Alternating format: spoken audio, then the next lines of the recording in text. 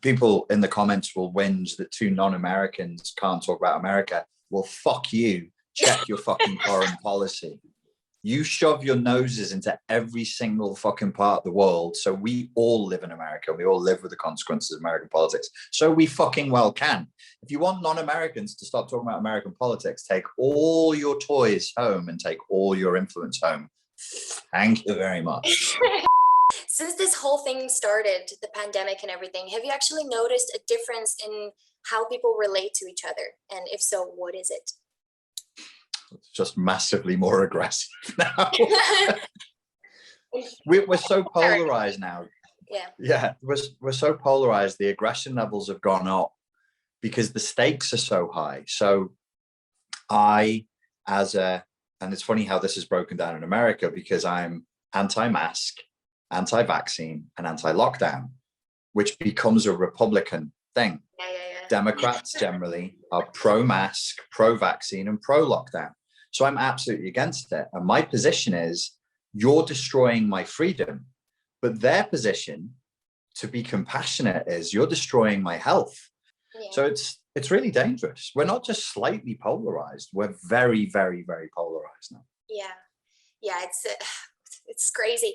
And what about in terms of like relationships? Have you seen a difference in how existing relationships, continue to exist and new relationships form, or just in general how men and women communicate and relate to one another since the pandemic started?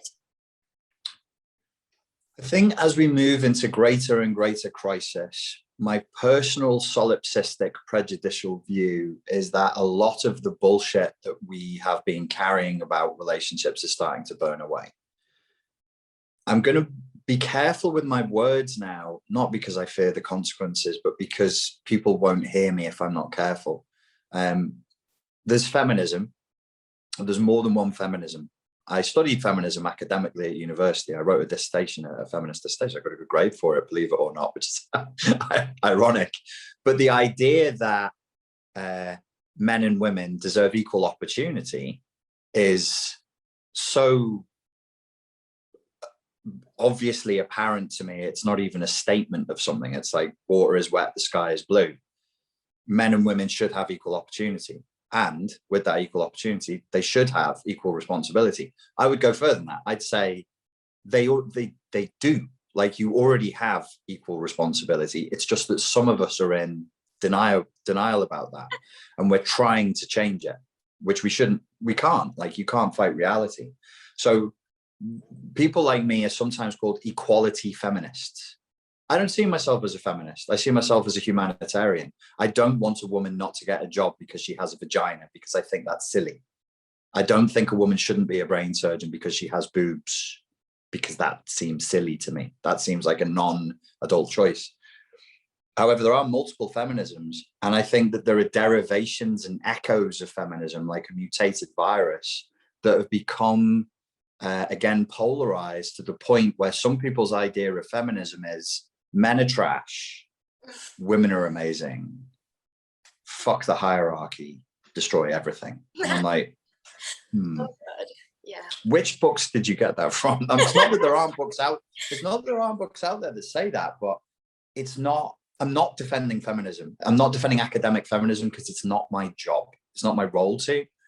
But academic feminism is this broad. It's an extremely because I elected to study feminism. It was a choice. It's a very broad mix. But so when we use the word feminism, we have to be clear, nuanced. This dumb internet version of feminism, that's feminism for thickos, feminism for fucking nitwits. And it's not even feminism, it's misandry, it's sexism. Men are trash. Men are trash no matter what they do. That's narcissism. Women are amazing no matter what they do. Pure fucking narcissism. Everything is shit that was built by men. Burn it all. It's psychopathy. Like it's utter fucking nonsense. That version of trash feminism, misandry really, is the hold it's had is weakening, because in crisis we realize we need polarity and we need each other. So we need distance. You need to be a woman and I need to be a man. You need to do woman stuff that I can't do. I need to do man stuff that you can't do. And there is a much bigger openness now to that conversation. Much, much bigger openness than there was before. You asked me, how do I see that change? I think that's one of the changes I've seen. The pandemic is sort of like a magnifying glass. So everything just is just bigger and brighter now. And if anything, I used to think, so when the pandemic first started, I saw an influx of pregnancy announcements and baby bumps and just engagements and all that stuff. So I immediately thought, okay, so there must be more of that because people are trapped inside together. Apparently, however, that's not the case. There's actually there isn't going to be a baby boom. It's just like I thought. It's actually going down. So countries like the US, Poland, and France, the birth rates have dropped dramatically, which it made me think, why did I think that in the first place? Then I realized it's because I'm watching people more now. I didn't used to do that, but I'm so focused now on what other people are doing because I'm trapped inside pretty much like everybody else, that I just started noticing more. But then what's also happening in the background is, and this is information that I got through my friends and through like people that I get to speak to, is like, yes, these roles, the male and female role, have really become a huge issue now because people can no longer run away from the issue that there are things that a woman can do that a man can't, and vice versa. And that's not an issue. That's how it's supposed to be. How dare you? How dare you? You fucking sexist betrayer of the sisterhood. Exactly. So I spoke to people where, no offense to anyone, everyone can do whatever the hell they want to do. But when a woman says to me, I don't want to take care of the home, I don't want to nurture the guy, I don't want to do pretty much anything and just coexist with him, what do you think is going to happen? Like, what results are you expecting? And this is where sort of like the point about feminism comes in, because if I'm not a pro on feminism, obviously, but if, like, say, first generation feminists wanted to have a choice, what we have right now is, yes, women have choice, but if I choose to be a woman that is domesticated, or whatever the word is, and I choose to cook for my boyfriend, and I choose to clean and do all that stuff, I literally had someone tell me, are you insane to do all of that? And I was like, are you insane to ask me that question? They overshot. They overshot the goal. They didn't know when they'd won, and they kept going and kept going. Everything that comes from the left is like this. Unfortunately, I say this as a leftist. It's easy to swing to radical left. Being a leftist means that we're anti-establishment, we're anti-hierarchy, and we're anti-elitism. Originally, it came from the French Revolution. If you're on the left side of the room, you were not for the king, you weren't for the church, you were for reason, and you were for freedom. We were the freedom fighters. Were past tense. I'll let everybody figure out for themselves who the fucking freedom fighters seem to be today. With intense radical leftism, if you take it, which really only means you've gone really, really far left, you've gone ultra reformist. So some of us might be like, let's push back against capitalism so that we don't end up with a monopoly like Facebook, because it ceases to be capitalism. Let's keep things fair. We want, like, the right, generally speaking, is for strength, and the left, generally speaking, is for fairness. The right is more yang and masculine. It's competitive. It's strength-based. Yin is nurturing and more feminine. And we are for justice. We're for fairness. Now, if you keep swinging to the left, the reformation never ends. It becomes addictive, and you never know when you've won. So reform the reformed reformation of the reformed reformation that was reformed reformedly. And you're like, this is fucking garbage. What are we doing? We're tearing down all hierarchy, all structure, all boundaries, because when we become insane, hysterical, neurotic, instead of saying some boundaries and some structures are bad, we start going, all boundaries and all structures are bad. Okay, good luck getting that brain surgery. Good luck going and getting surgery on your leg when you break it, or going to the dentist if all structures and boundaries are bad. A clown's going to walk into the room and hit you in the head with a plastic hammer and tell you you're anesthetized. And then he's going to drill you in the ear because he doesn't know where your fucking teeth are. Boundaries are good. They're good. We need them for the world to function. When the left becomes sick, when people, like the right can become sick, what you end up with a sick right is tyranny and fascism. A sick left becomes that which is originally a permission becomes a mandate. So you may, originally we started with something perfectly valid. Women should have a choice whether they become a stay-at-home mum, who they have sex with, who they have babies with, if they have sex at all. If they want to live with another woman, they can. If they want to be an accountant, they can. And though it harm no other, and it's still within a meritocracy, they should be allowed to do whatever they want. All perfectly noble. Somehow that morphed into a woman must go to work. Not she can go to work, she must go to work. A woman can choose to not have babies, became a woman must choose not to have babies. And I did a video on this on my philosophy channel. I don't know if you saw it. There was a girl from Slovakia I spoke to, which would be a fairly traditional country, and a girl from Malaysia I spoke to, which is a Muslim country. And they both complained of the same thing. They were like, I want to stay at home and have babies, but I feel so much pressure not to do that I'm not going to do it because I would feel ashamed. And I'm like, you're free. Do what you want. I can't. My friends will turn on me if I stay at home and have babies. And I'm like, well, okay, take it to its logical conclusion. What do you need to do to satisfy the tribal pressure? Oh, I need to be a multi-millionaire entrepreneur, real estate owner or some fucking bullshit, or a jewelry maker or something, or an Instagram influencer, and then I can have babies. And I'm like, that's not real. That doesn't exist.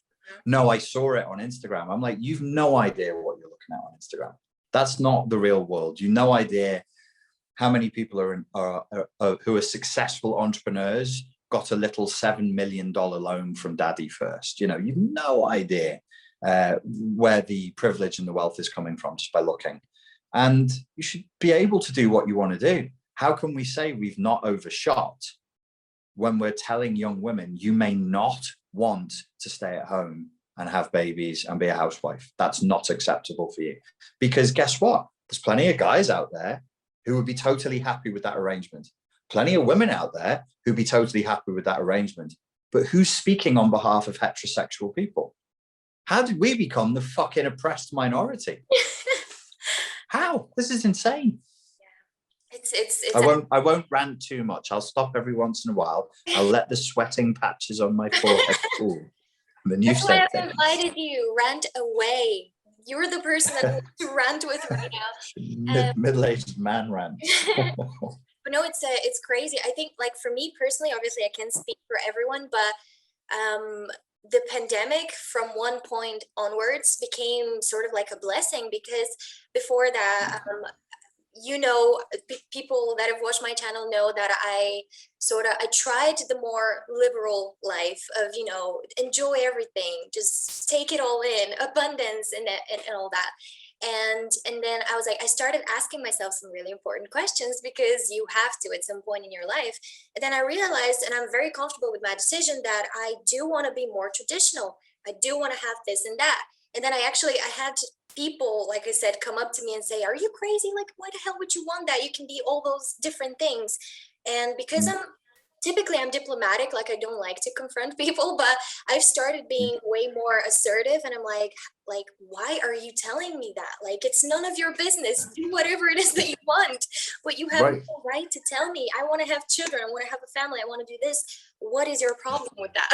You know? Yeah. So. I don't really get people giving me too much pressure for anything really, but then I'm quite belligerent and rude, so that's probably why I'm not particularly agreeable. So people generally don't say it to me, and if they do, they get a mouthful. I would just be like, well, your life doesn't even fucking work. Who the hell are you to tell me how to live mine, you fucking idiot? Exactly. That is a very good point. So I'm gonna ask you one of the questions that we got. It's a very, very good question. Yes. So what was the overall topic for today? Sorry, it slipped out my mind. It's love in the midst of a pandemic. All right, got it. Yeah, I'll keep coming back to that theme. I'll give you good content. Good. Okay, so is seeking romantic love a form of escapism nowadays? Escapism? I don't know. Is it? Escapism. No, it's you obeying one of your primary biological drives. Everybody watching this, you all came, and I also came from our mother's vaginas, and we that happened because our fathers put their penises into our mother's vaginas. It's true. It's true. And then we won against all the other sperm, and we fertilized an egg, and then we gestated inside of our mother's uterus, and then we came out. Where all the products of mummies and daddies getting together and having babies were all the products of heterosexual union. Those heterosexual unions were always somewhere on a very broad spectrum of romantic attachment, infatuation. It could have been extremely abusive and dismissive, and it could have been absolute pure love. There's a spectrum. The essence of life is attachment. No attachment, no sex, no pee-pee, no vajayjay, no baby, no people. We are living a fantasy now where we're pretending that that isn't the case. We're pretending that heterosexuals don't exist, and that heterosexuals, listen, I know I'm sat here all white and stuff and being all cisgendered and white. You can be gay, you can be bi, you can do whatever you want. I'm a libertarian. Go ahead. As long as you don't frighten the horses, you don't break any laws, you're not committing a crime, do whatever you want. Dress however you like. Sleep with as many people as you want. Don't come crying to me if you have problems off the back of it. Be responsible. Do whatever you want. The simple truth is, we are all the products of heterosexual sex that came on some form of romantic attachment. How the fuck could that be escapism? What else is there? That's life itself. Now, I'm not mad at this person for asking me that, but let's just all have a breath and think, how fucked up is the world where that question even makes sense? Because it totally makes sense now.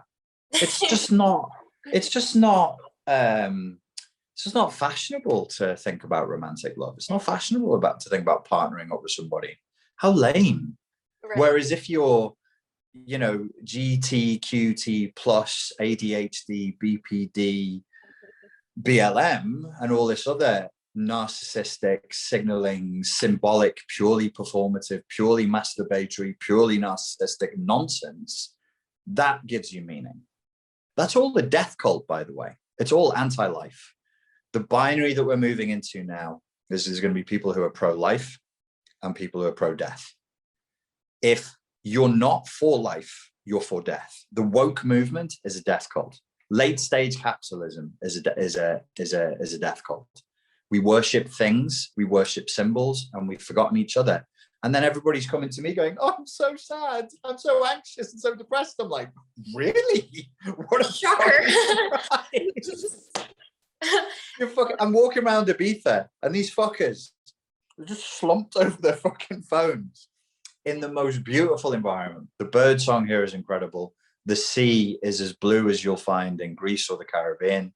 It's physically stunning. And these fuckers are just slumped over their phones. You see boys and girls sat at tables together. They don't even look at each other. They worship things. They worship death. It's a death cult. And we've completely lost each other. We've become anti-life.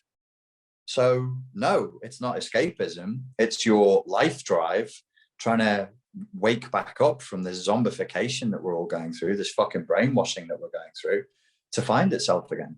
It's a weird, the death drive, I think it's called, from the god Thanatos, who was close to the god Hypnos, the god of sleep. So Thanatos is the god of death, but a comfortable death, a death through numbing. We're going through a numbing death right now.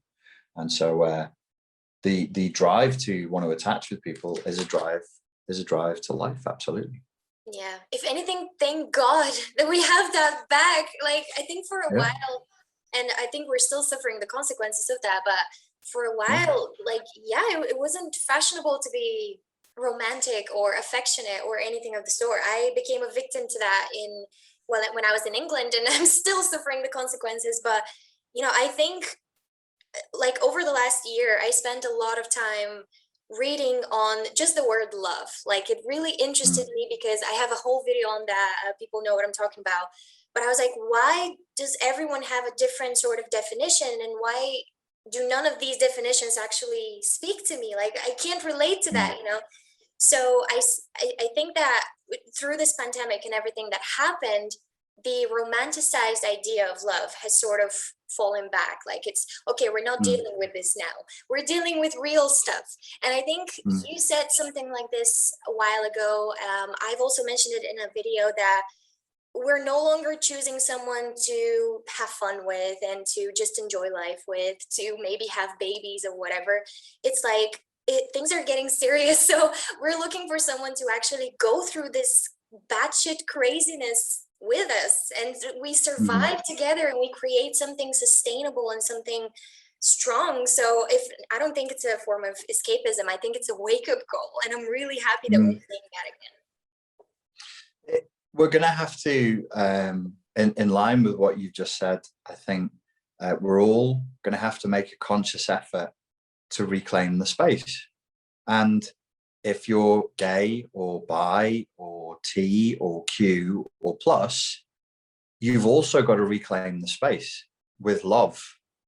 Stop signaling. You're not signaling to anybody. It doesn't do anything.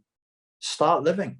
Start living. Forget all these big causes. It's so much narcissism. It's so much and it's so performative. I can't believe that we all stomach the idea that the oppression Olympics, the idea that in these first world countries, people are terribly oppressed. And I'm like, do you know how parochial a worldview that is? I'll take you. I've lived in Malaysia. I'll show you racism.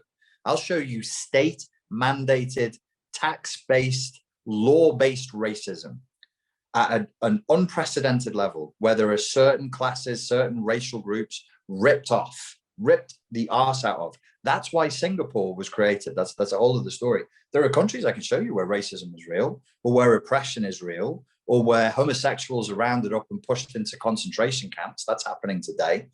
But the idea that like the UK or America is going through that is just nonsense, and it's parochial. It's so self-obsessed. It's so villager. It's such a villager mindset, and it's narcissistic. We need to be humble and just wake up and go, yeah, you know what?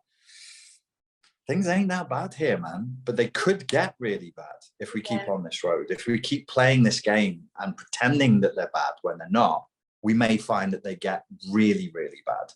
Because all awful things, all reality starts as a game. It always starts as a joke. And then it gets horribly, horribly real the longer you play it for. That's a principle of magic. That's how magic works. There is a good degree of denial going on, I think. Like, a lot of people are like, oh, it's only in the universities, or it's not that big of a deal. But our banks are doing it. Coca-Cola's doing it. The sports leagues are doing it. Everybody's doing it. You can't say it's just some fringe kids at university anymore. That's just not true. It's not even vaguely true. The American military's doing it. The CIA is doing it. They've gone woke.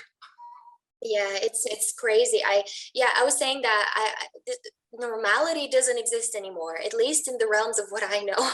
It's gonna be something different. It took me a while to like really swallow that pill, but you know, there's still people out there that are like, oh my God, I can't wait for things to go back to normal. Honey, it's not happening. Reevaluate, like restructure. Now is the time to do that. And this actually leads me to the next question. So how do you approach the awkward, how indoctrinated are you conversation with someone you could potentially be romantically involved with? You mean me personally? Just in general, you personally. Romantic involvement. How indoctrinated are you? I mean, if it was me, I mean, I can see a mile away how indoctrinated people are. But it's a conformity thing, right? So when people are extremely conformist, they'll just drop it in. You know, I was surrounded by people recently who didn't ask me if I was vaccinated. They asked me which brand I'd chosen, and I was like, "That you've just gone through 3 conversations, and You've arrived at, are you with AstraZeneca or are you with blah, blah, blah, blah? I don't even know the fucking names. And I'm like, I'm with none of them. I'm with fuck you. I'm not doing that because we're still in the trial stage and you fucking dummies are the test subjects. Yeah. I think it's so you can see it. You can see it. If you open your eyes and you listen, you people will show you how indoctrinated you are. Sorry. Totally. I totally agree with that. I think it's actually very, very easy, especially if you're paying really close attention to what's happening. It doesn't matter which side you're on, but literally one conversation is what you need, and you already know what kind of person you're dealing with. So I think that's fairly easy to pay attention, maybe. That whole thing, by the way, is really key, because in order for a relationship to work, your core values have to match. And if the person, I mean, it's not, I said before, there's a binary between like life and death. There's a level above that, which is propaganda versus individual thought. And if the person doesn't value thinking, and let me be very clear to everybody who's watching this, some people do not value thinking. They don't want to hear it. They don't want to know about it. They want to know what everybody else is doing. They want to know where the queue is, and they want to join it. The end. And that's okay until it infringes on your freedoms and your health, and then it's not okay. But that's another way of potentially dividing it, so that people have another level of distinction for future romantic involvements. Yeah, you've actually touched on one of the questions that we have on here, which is the person wanted us to talk about needing to have similar values with the right person, right people, whatever. And yeah, I think right now it's even easier to do that. Like I've always advocated for that you need to align in terms of values and beliefs and morals, because otherwise I think you're going to have a problem. But I think right now it's even easier to see and even easier to decide whether this person is for you. Like I can see a sort of like a silver lining that allows us to decide much more quickly, so to say, when it comes to people. Before, people could be much more obscure. They could be relative about what's wrong and what's good. Yeah, I mean, and you can ask simple questions like, do you think Joe Biden's good for America? It's easy, just easy, right? You just go, oh, okay, you're a fucking idiot, thank you. Exactly. Like, do you watch the news? What news do you watch? Have you seen him sniff the children's heads? I have a montage I can send you. Yeah, that is cool. That is true. But also, I think it's like, because I think differences in temperament are even more, like I said, it's a magnifying glass. And I feel like if someone is much more laid back right now with the events and everything that's happening, and the person next to them is a bit more like neurotic and turbulent and stuff, I think that's gonna become an issue. What do you think? How can people minimize that in a household? If one person is neurotic and the other person is hyper, was that the question? Yeah, sort of. Just an example. The person who asked the question about core values, was that individual female? I think it was a male. Are most of your followers female or male? Most of my followers are female. How dare you? What was the assume their gender? I'll misgender them all. Tell those lads. Tell you boys. I think one of the things that I would say before I get into the potential turbulence between character types, because if your core values match, but you have somebody who's fundamentally extroverted and fundamentally introverted, it can still work, but you're not going to be able to do as much stuff together, because what the extrovert wants to do is the opposite of what the introvert wants to do, which would be a problem. For your female followers, I would say, I'm not a woman, you may have noticed, and I don't pursue men generally, unless I really have no choice in this case. Any port in a storm, Major. I think a lot of men are very depressed. I think the baseline for men right now is a sort of a low level of depression. And I wonder, perhaps this is me romanticizing it, there is a great threat that threatens us all. In our DNA, we would typically bear arms and kill the threat, and we can't. We can't.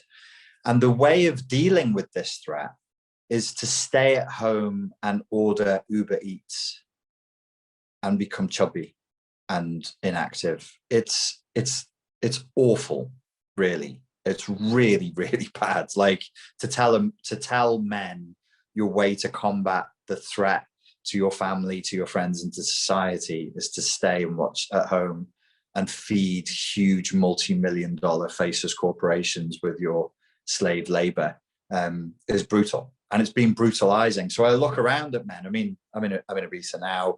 It's a high sexual tension environment, even with very, very few people here. But it's different to what it was in 2019. The men are not as peacocky. Even the Spanish men, who were wonderfully peacocky, even the Italians, who were the peacockiest of the peacocky, they're kind of depressed. I spoke to some Italian men last night, and I was like, I'd seen them in the gym, and I said to one guy, like, "Are you good?" He was like, yeah. You know, he's a rep. He stands on the street as a rep. He's a muscly dude. He's a handsome guy. And he would shout at people who don't want to go to his bar and be like, "Oh, come on, girls, come on, let's do this. You know, I'll do blah, blah, blah," all that fucking bullshit, right? And he's just stood there and he's like, "Nah, I'm okay." I was like, "How was the gym yesterday? I saw you training yesterday. You lifted some heavy weights." He wasn't, but I was bigging him up. And he went, "Ah, it was okay. How do you feel today?" "Oh, I wake up, I sleep all day, and then I go back to sleep, and then I come to work." And I was like, "God damn, son, that is typical. That's typical. Men are a bit depressed." So when you're looking at a potential partner pool in this time, you do have to allow for the fact that men generally feel very disenfranchised after the last 15 years. And then on top of this, to add insult to injury, their way for defeating the great enemy is to stay at home and eat pizza. It's really bad. It's really not good. So over the last few months, I've really paid a lot of attention to, obviously, you know, Men. I started off in this, I've been paying so much attention to men. Oh my goodness. Yes. They're wonderful, aren't they? Oh, yeah. I can appreciate men. I think I rank high for empathy, so I can run the simulation of being a woman. And because if I look at it as a man, I'm like, why the fuck would you want to get anything near that? It stinks, it's hairy, and it's gross. Like, I mean men. I don't mean that their genitals. Oh my God.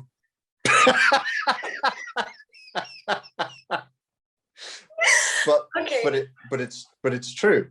And then I go, but if you were like, how would you feel if you were a woman? And I'd be like, well, it's not me. Like, I'm smaller and feminine, and that's my opposite. He has the things I don't have, and that's the appeal, is he's just not like me, and everything that's not like me is what's hot, is what's exciting. But, you know, again, just to reiterate, it's hard for a man to sort of like strut his stuff and to be cocky if he's depressed. Yeah. And that's what I was going to say.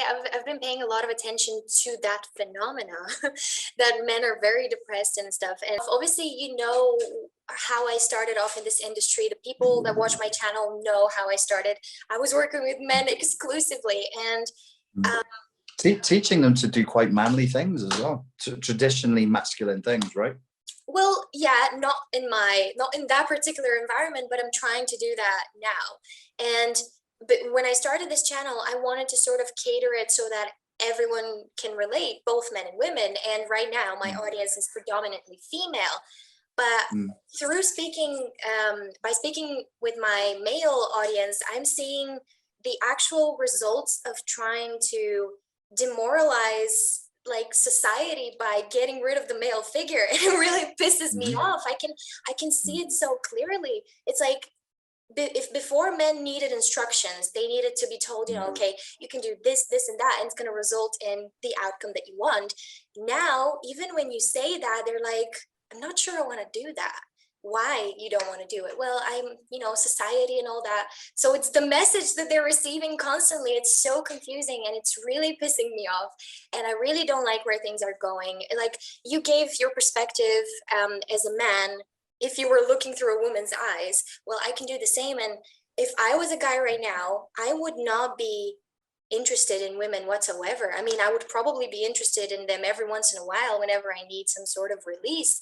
But so many women have lost the amazing qualities that make them attractive. Yeah. Well, there's an awful lot to unpack, and you know, it might even be worth doing that in a separate interview and just trying to break down exactly what we've lost and exactly what we need to get back as men, as women. We need to re-legitimize. This is the point I was kind of making before. If we criminalize heterosexuality and we criminalize sexual attraction and we criminalize sex that's heterosexual, it kind of makes all other discussions moot. Like, we could talk about pickup, we could talk about attraction strategies. We could be like, a guy's super attractive when he's, I don't know the language, like he's in his own frame and he's not goal oriented, whatever the thing is. And so what? Like, if the dude's living in a world where all sex is rape now, no, don't approach a woman. Like, you could lose your fucking job for something you say, or they think that, and it's not actually true. But we're so propagandized with stories of things going wrong and guys ending up in jail on false accusations, all the rest of it. The guys are just like, yeah, as you just said, like, what's the payoff? If sex, but this says something good about human beings. The old view was, well, men are just sex machines. This period proves that we're not, because if sex is all that we're going to get, we don't bother.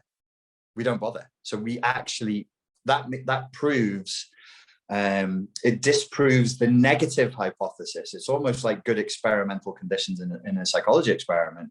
If sex is all we get, we don't bother. So even those men amongst us who believe we only want sex, we've disproven it for ourselves because our behavior belies that.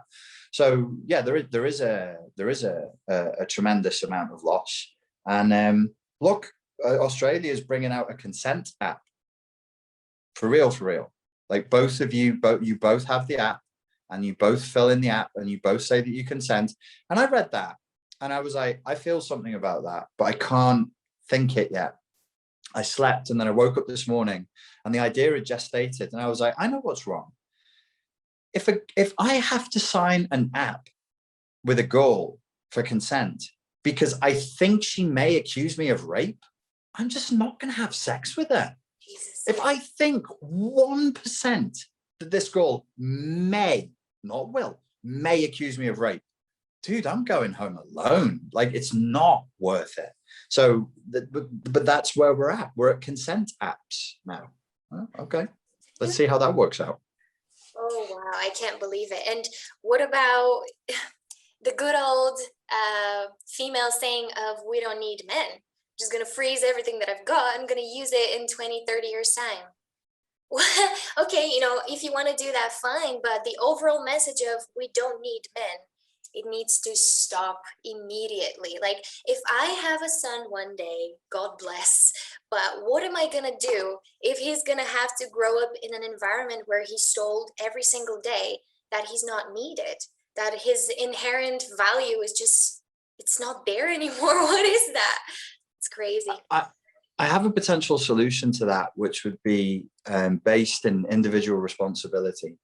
You look at a woman who's out there on Instagram, TikTok, or social media saying, I don't need men, and just look at how she dresses and what she's done and how many kids she has, and figure out for yourself whether she's telling the truth or not. We as individuals should be able to just say, well, that's a lie. That's a lie. You're obsessed with men and your phone is full of men, and you finished this TikTok and then you went through 5 WhatsApp messages ongoing with 5 different guys where you're swapping nudes. It's a very basic psychoanalytic position. It's called a reaction formation, or, you know, in Shakespearean terms, the lady doth protest too much. Oh, I hate men. Oh, you hate men? Really? Show me your phone. Open your fucking phone and show me your phone. It's going to be stacked full of pictures of men and messages from men. So we have to be able there's a codependency throughout society at the moment. We're struggling through a pandemic of codependency. We need to be able to look at people and just go, that person's a fucking liar. That person's a liar. And they don't care about the consequences. The girl's got 2 million followers on Instagram. Most of them are like 14, 15, 16 years old and female. She's 34 and she's telling her followers, we don't need men. She doesn't give a fuck. She doesn't give a fuck about the consequences. She's got men. So at an individual level, we need to be able to say, okay, this person's full of shit. But you're right. You're right that what do they say? Like, we need to normalize blah, blah, blah. We need to denormalize people saying that. We need to denormalize women saying we don't need men. Yes. Yes. I'm so happy that you said that. Yeah. Yeah. So I've recently become a bit more aggressive is not the right term, but I've become more brave when speaking out on females that I don't approve of. Oh my God. That was the most careful I could have been.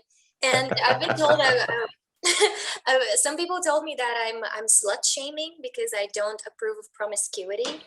And I'm like, what are you talking about? I lived in England. I've seen shit, you know, it's not, I'm not virtue signaling. I'm saying don't. You've lived in the slut capital of the world.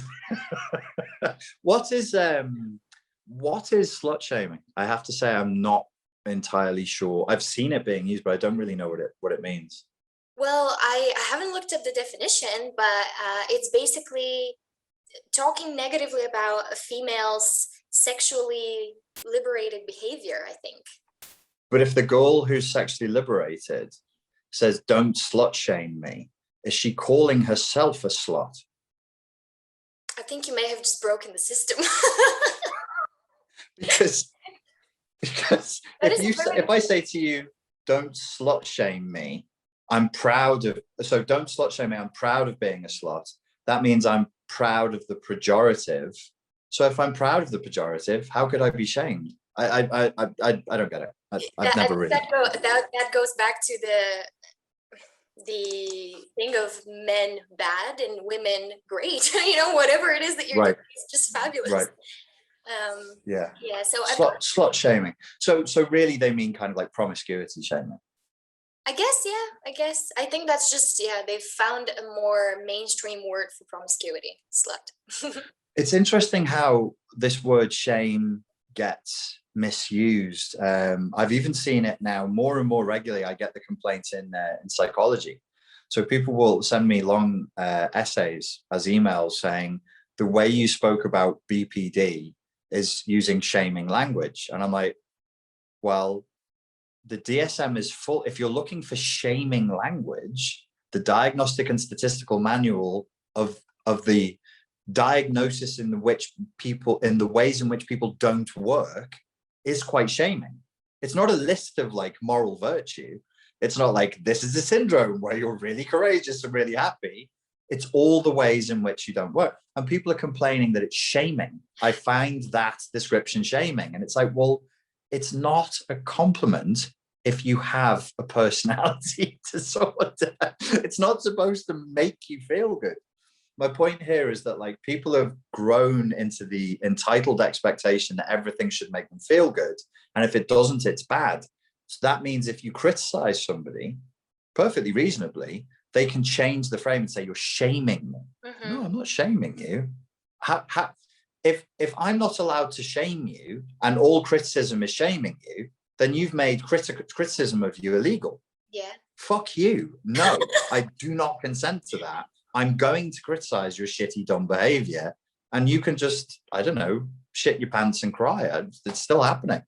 Yeah. We mustn't let ourselves be bullied in this way with this bullshit, stolen, radical leftist sort of vocabulary. It's utter nonsense. It's utter nonsense. It's not shaming if you question somebody. I know that we both had the same thing about polyamory, and I've challenged polyamorists, and they're like, why are you shaming us for the lifestyle? And I'm like, I don't care. I was promiscuous as fuck for most of my adult life. I don't like you pretending that you're engaging in something you're not. Yeah. Don't sugarcoat a shit. Just say you're promiscuous. we're not, we're polyamorous. I'm like, it doesn't mean anything. Everyone consents. How could everyone consent? You don't know all the partners of your partners. There's no way you're. Anyway, that's a whole other debate. You know how I feel about polyamory. I feel passion. I feel strongly. But yeah, no, it's absolutely crazy. Like, I don't mind, you know, people acknowledging whatever behavior they were expressing and then saying the truth for what it really is. I'm like, okay, cool. You had some fun, you know, whatever. What's your plan for now?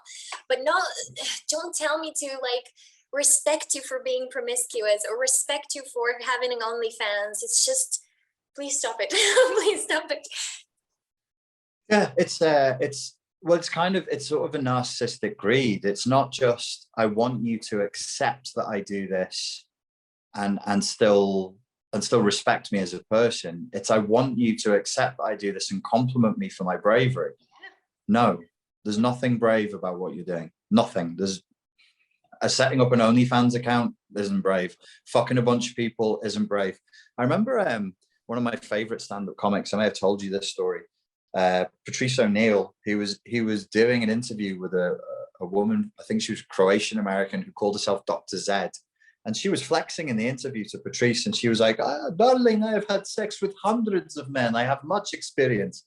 And he was like, you bragging that you have had sex with hundreds of men is like me saying that I ate hundreds of hot dogs at hundreds of hot dog stands. You've done nothing.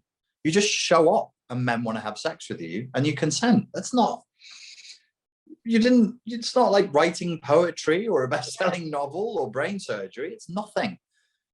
This is how infantile we've become. The simplest things.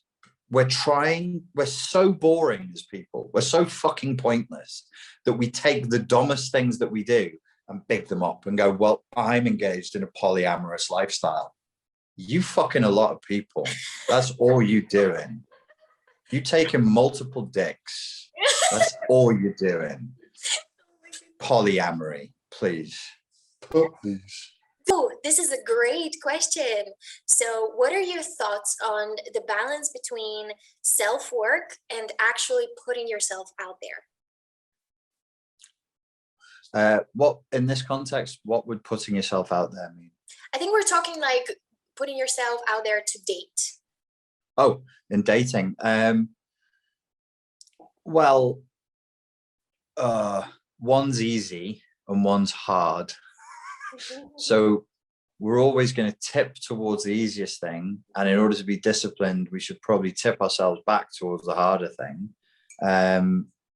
I would say if you're emotionally dysregulated and still not healed from your last relationship, don't date. Don't use the next one to get over the last one. It's going to be karmically messy. It's going to be a really intense mess. You need to know what your boundaries are. You need to know what you're looking for. You need to be cool with yourself, really. Otherwise, you're just going to create the same mess again and again and again. And then if you're not working on yourself, you'd be like, well, men are trash or women are bitches. Men only want one thing. Women are hypergamous. It drives me fucking crazy. It just sends me absolutely fucking mental because it's so pseudoscientific. I'm like, what does that mean? Do you mean humans are opportunistic? You mean humans like nice things? Yeah. Are men? Is there an equivalent for male hypergamy where they go after women who are generally younger and more beautiful? Maybe we're all doing the same shit, but it manifests in different ways. Just saying. So yeah, you got to do the work. Otherwise, you fall into these fucking mind holes. Yeah, I think it's also, I think especially right now, because you're not really going out that much. I mean, I don't know where people are, but you know, generally speaking, and you know, you're doing the work. I personally know I've been doing some work for a while now, and it feels great. But it's also like I keep forgetting to really test myself with people in general, not like romantic relationships, but I forget to actually test my progress with actual human beings and receive the feedback. So I think like maybe to answer this person's question, it would be, you know, gradually expose yourself to contact so that, you know, the actual work that you're doing has a space to then manifest into something healthy and lovely. How do I know if he's the right person for me? What do you think? How do I know if he's the right person for me? How do you know if anyone is the right person for you? Yeah, usually with that one, you only know after the time where you needed to know it. that's life. That's profound. Yeah. I like that. It's pretty profound. That's like a thought you would have if you'd been smoking a bit of weed or something. You usually find out after you needed to know. It takes time. I mean, right, for what purpose? What's the purpose? If you want like, this is what I love about these kind of questions, especially in the modern age. People don't tell you what their objectives are. I had a guy, I won't say who it is, this was a public debate that we had, and he was telling me that what he was doing with women worked. And I said, what's the objective? He said, I don't have an objective. And I'm like, well, how can you say the system you're applying works if you don't have an objective? You have to have a fucking, what does worked mean? How do you know? How do you measure it? Yeah, how do you measure that? So do you mean this is the person you want to be with until the day that you die? Do you mean, right? That's the question. I think that's sort of like the insinuation. Yeah, so you can only really know that after about 20 years of being with them. Sorry. You know, and there's none of us can see into the future. You can't see into a person's soul, and even if you could, the soul will change. So there's no, everything is risk. It's always a risk. We'll never escape risk in the same way we never escape death. Be brave and be smart and be courageous in asking yourself the hard questions. I mean, why are you even asking? Is it because he's really fucking hot and amazing in bed, but he's also kind of immature and you're not, like, is there already a doubt there? If there is, then look at that. Look at the doubt and moderate accordingly. I don't think if you knew that he was the right person, you'd even be asking the question. Yeah, I actually agree with that quite a lot. Yeah, you're right. I think it's also about timing, but not in like the mainstream sort of blah blah way where, you know, people think that time in itself is going to do something for them and they don't have to do anything about it. But I think, you know, if you find each other at a time where, you know, you are at least aware, you know, you don't have to be healed, because nobody is ever healed. We're also kind of fucked up in our own ways. But if you're working on yourself, if you're aware, and if the person's sort of doing the same, I think the timing is probably good. That, all, of course, that doesn't answer the question of how do you know if his or she is the one. And I think it's like, if you can come to this person when you're vulnerable, it's great. Obviously, we need that intimacy, all about that. But if you can come to them when you're also, you know, thriving and happy and successful, and they can join you on that ride and just go along, I think that's great. Because I've noticed recently, like through my friends and the people I speak to on a daily basis, it's like they're sort of, yeah, they're together when it's difficult. It's like, oh, baby, it's gonna be okay, blah blah. But then when one of them starts to actually thrive and prosper, it's like, why are you leaving me behind? Why are you doing all these things? I'm feeling left out. And I'm like, whoa, wait, wait. What is it? Like, exactly, what's the objective? What's the outcome? And I think if you want someone for the long term, if you want to grow together and sort of build something together, I think this person is going to have to be okay when you succeed. That's a weird one, but I think it's very important. Definitely. Yeah. And there's two questions that are very similar. So, online dating, is it a waste of time? And is organic love without dating apps possible? Like, what are the odds? I'll let you start. I'm probably not the best person to ask about dating. I don't really do it.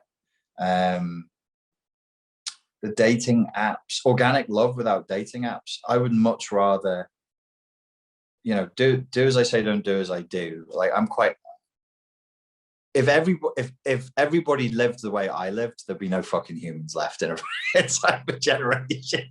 Like, my way of living is fine for me. It's not good for the collective. For the collective, I would say you should only be focused on organic. The digital world is shit. I don't think dating apps and stuff is a great way of meeting people, but I know some people who have. Again, it's a case of start with the end in mind. My focus personally is, again, speaking to the collective, is we have so many problems that have to be resolved first. Like, so you said, how much self-work should we be doing aside from dating? And I'd be like, what should the self-work be of the collective before the collective starts dating again? And it's huge. And we should do another interview about this and just try and tackle some of the questions one by one, and try and do some figuring out, because if we're all starting from a poor set of suppositions and assumptions, we're fucked. And it doesn't matter whether you met the person on an app or in the supermarket or the library or at yoga. If they're infected with an ideology and you're infected with an ideology of consumerism, and you're trying to consume each other like a product that you bought, you're fucked. The relationship is fucked. People need to grow up, man. You got to grow up. Dating is not for kids. Fucking is for kids. Just have sex. If that's what you want to do, is just a high turnover. And let me say it like this: relationships are not for kids.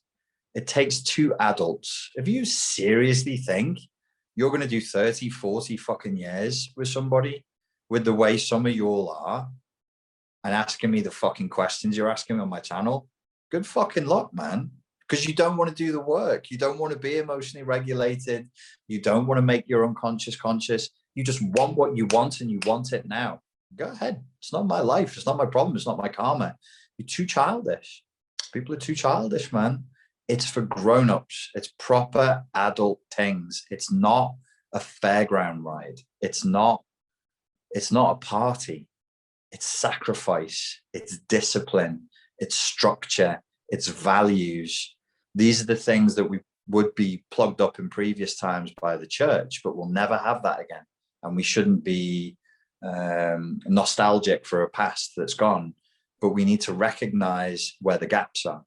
And people are way too selfish for relationships now. I don't expect anybody's relationship to work.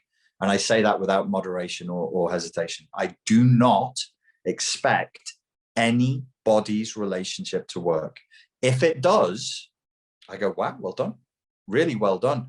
And then I ask the question, and I find that they were raised devout something. The last relationship I saw working, it was mixed. Dude was Dominican Catholic, and the girl was raised Orthodox Jew. Now that they're older, they're nothing. They're left-leaning liberal Democrats, but they're so conservative in ways that they can't see. They're a young couple. They're like 32 is the dude, and 28 is the girl. Their relationship is the best relationship I've ever seen. They're the best parents I've ever seen. But there was something that was placed into them where they have rules around relationships. They have rules around love. They have rules around family. They seem very liberal on the surface. And then you find out, I don't want to give too much of their private lives away, but the kids are allowed one present and one book. And there's no TV in the house. And I'm like, well, you're not that fucking liberal, are you? You only seem to be. These are people who live with structure, and they live with consciousness. They're very, very conscious about what they're doing. They're young people, but the way they were raised, they're super down to earth. They have very, very moderate expectations. They treat each other with respect and with care, and they treat their kids with respect and care. And they're firm, and they're assertive with each other and with their children. Great. But for me, it's hard for me to not imagine that part of that was the immigrants from poor areas who clung to the culture of another time and of another place. It's hard for me to not draw that conclusion. So even though they're not religious now, they were raised religiously. So why is religion important? It isn't. It's adjacent to the thing that's important, which is discipline, and the conscious acceptance of certain values. Try live your lives without boundaries. Try drinking every day. Try fucking different people every day. Try never telling your children no. I met people in California who told me proudly, we never tell our children no. I'm like, well, you're mentally ill and your children are going to be mentally ill, so well done. I mean, it's fucking crazy. So good luck. Go ahead. I'm not a priest. I don't give a fuck about anybody watching this. Fuck your lives up. It affects me 0%. I don't care.